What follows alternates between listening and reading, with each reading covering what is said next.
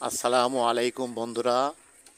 এটি আমাদের সাতক্ষীরার অনেক পুরাতন এবং ঐতিহ্যবাহী খাল, প্রাণসায়ের খাল।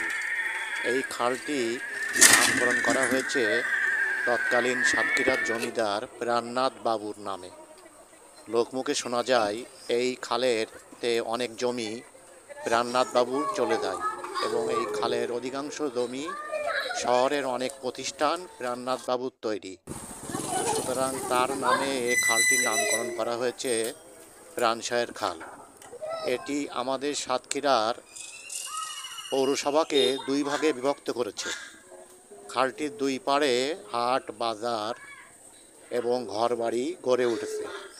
মূল শহরের মাঝখান দিয়ে বয়ে গেছে এই প্রাণসায়ের খাল, ঠিক অনেকটা সিলেটের সুরমা নদীর মতো। এবং এই খালের ওপরে রয়েছে অসংখ্য ছোট ছোট ব্রিজ, যা মানুষের যাতায়াতের জন্য সুবিধা করে দিয়েছে। তো এই খালটি অনেক লম্বা এবং দীর্ঘ এবং এই খালে প্রচুর মাছ হয়। বর্ষাকালে মানুষ এখানে আনন্দ করে মাছ ধরে। ধন্যবাদ।